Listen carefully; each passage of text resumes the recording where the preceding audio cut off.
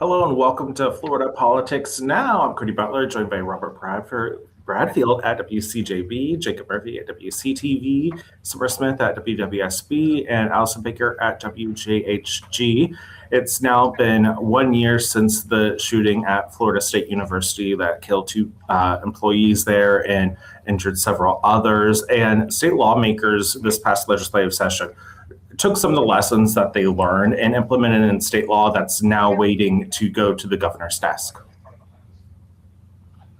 Expanding the state school guardian program from K-12 schools to include colleges and universities introduces guns on campus with one goal in mind. Prevention, prevention, prevention.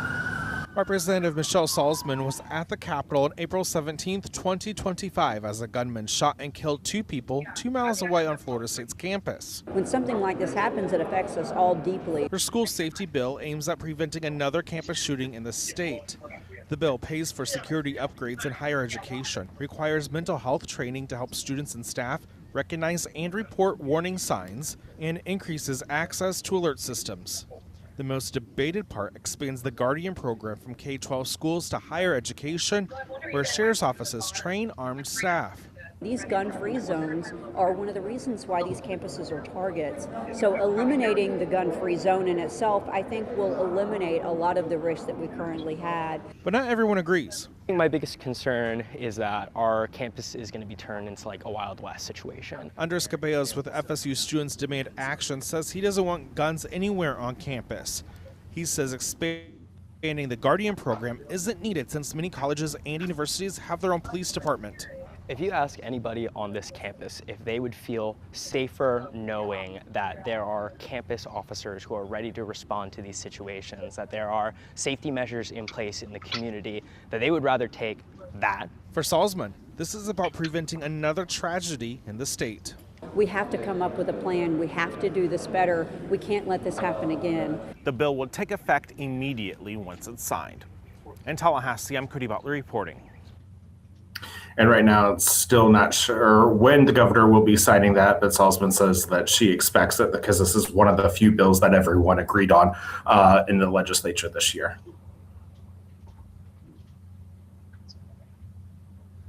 And Cody, here in Tallahassee today, it is kind of a somber day. There were several memorial events earlier this morning, and the idea that it did happen, as you mentioned, just a few blocks away from those lawmakers a year ago. Was there a sense from gun reform advocates that you were talking to throughout the year and throughout the session that they would have done more or would have done something differently? Or since this was a Republican supermajority, is this kind of the avenue that those gun reform advocates had thought might happen? This is kind of the avenue that they thought that would happen. The Democrats were the ones that were concerned with introducing guns on campus, especially since higher education's not as the same controlled environment as K-12. So that kind of created some concerns for many people. But as far as the people that are on the pro-gun side, this is something that they expect and advocated for. Cody, can you also just explain the Guardian program? We've covered that here, certainly local issues. I'm sure maybe Sarasota, Panama City did the same, but just in a nutshell too, if somebody's watching this saying, okay, Guardian program, what is that? It kind of in a nutshell.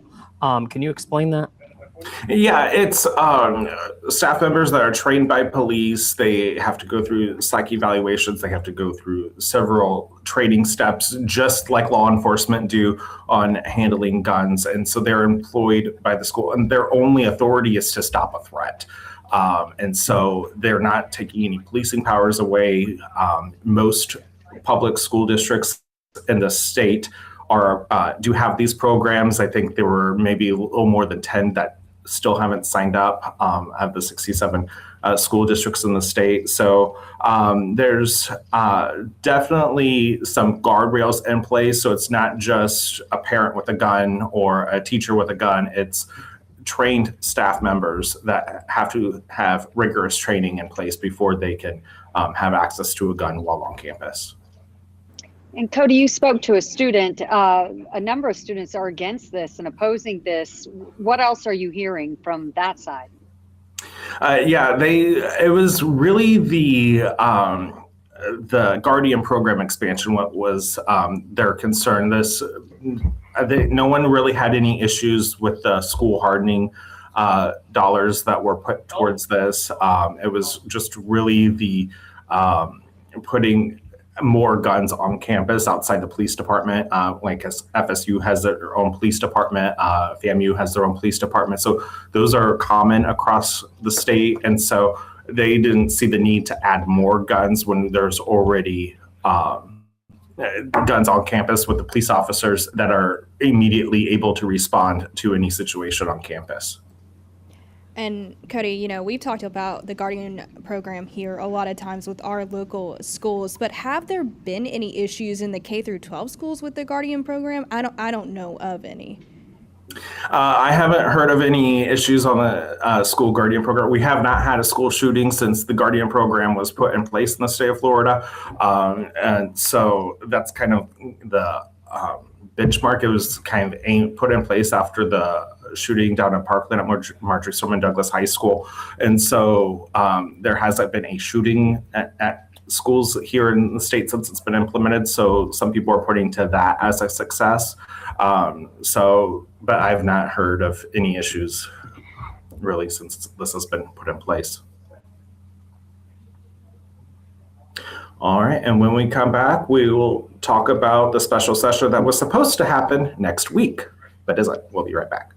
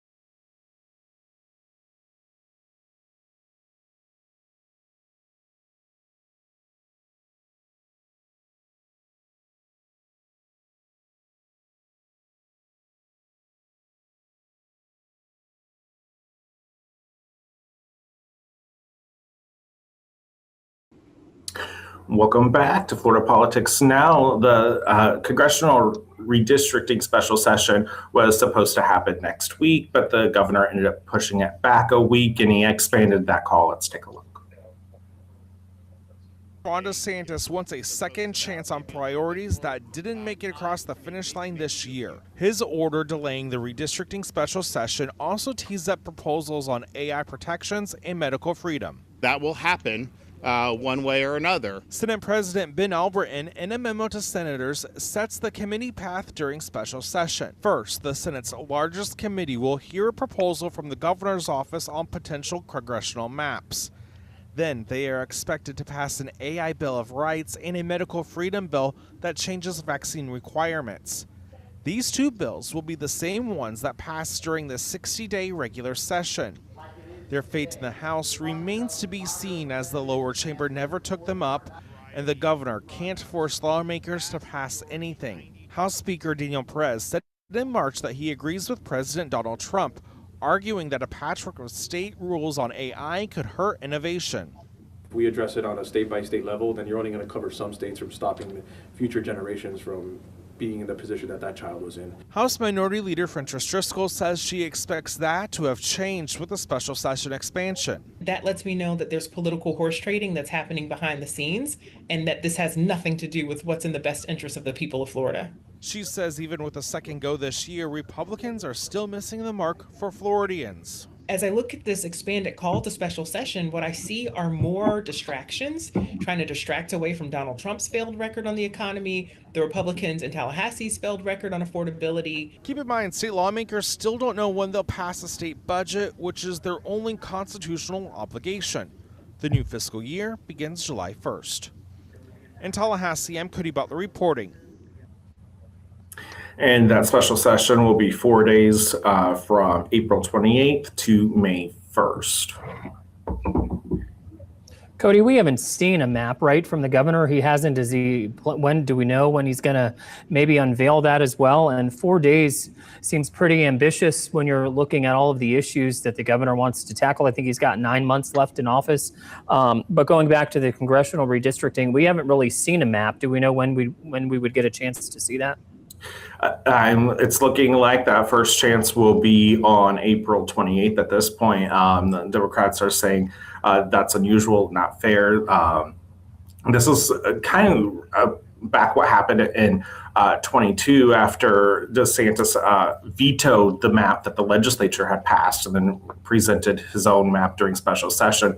The Senate President Ben Albritton says that he expects the process to be similar to that special session this year because they're not working on a map in the Senate. So the map will come from the governor's office. They know which senator will put their name on it to go through the process. And they chose the Rules Committee because it has the most members, as more than half the senators. And so the senators are encouraged to attend that meeting, either whether or not they sit on that committee, just so that they can see what these maps are. But a lot of people are crying foul on the way this is being handled right now.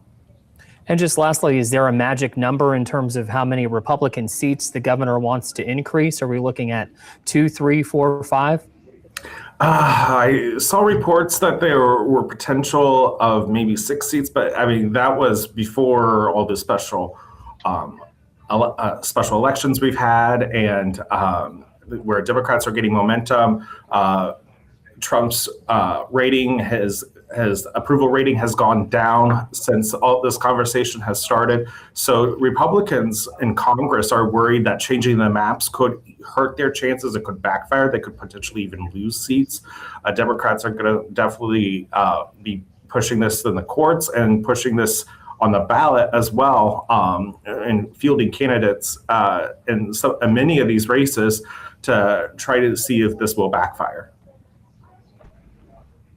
Cody, was this delay something that had been whispered on at the Capitol that it was coming, or was this kind of a shock for those involved? Because I know I've heard anecdotally here in Tallahassee, if they go the full week, it butts right into FSU and FAMU graduation weekend with most hotels already sold out in town here. So I think I'm seeing some anecdotal social media buzz about it might be tough for lawmakers or the legislature in general to get those hotels through the week. There was some speculation that this was going to happen, but we're still waiting on the Supreme Court ruling that the governor says that we needed initially to have this redistricting. That ruling, as of today, still hasn't come down yet. So there's a lot of, then you had Byron Donalds this week say that we need to respond to Virginia, which then makes the maps illegal. So because we ban political gerrymandering here in Florida. So there's a lot of still question marks, even if this will happen, because we've seen in other Republican-controlled legislatures reject mid-decade redistricting as well. So it's just a matter wait and see of what will actually happen here in the Florida legislature. Cody, in your report, it was brought up artificial intelligence will also be discussed, as well as vaccines. Haven't heard a lot about the vaccines particularly. What can we expect there? Yeah, will kind of build off of the rollback on the vaccine mandates, particularly in schools that the health department had been issuing earlier last year. Some of those requirements were written into state law, so requires legislative action. This is something that the governor has been trying to push as part of the Make America Healthy Again, more parental rights initiatives that's going on across the country. So those failed during the regular session. The governor's been big on passing protections for children related to AI as well, and those passed the Senate and died in the House. So senators will be filing identical bills to what they passed, and then sending those over to the House for consideration. So this special session is still, don't know if anything's going to happen or not, based on what has happened before. And we've also seen this legislature gavel in and gavel out within 15 minutes. So, I mean, we're not 100% sure what to expect when lawmakers are back in Tallahassee for in a couple weeks. And Cody, they still haven't passed a budget, and Governor DeSantis sounded pretty frustrated earlier this week about that and the lack of negotiation on both sides. So where do we stand with that? That is still up in the air. The governor said that he would force them to come to Tallahassee to work on the budget if he had to. I've heard some members say that they're expecting this to happen in June, like last year. But I know these lawmakers don't want to keep coming back to Tallahassee because they're in campaign mode. They all have full-time jobs because this is a part-time legislature. And so there's just a lot of things going on outside of Tallahassee that these lawmakers are focused on that they don't want to keep coming back. But it looks like that this will be one of those years that they do keep coming back. All right, and that's all the time we have for this week's Florida Politics Now. We'll be back again next week.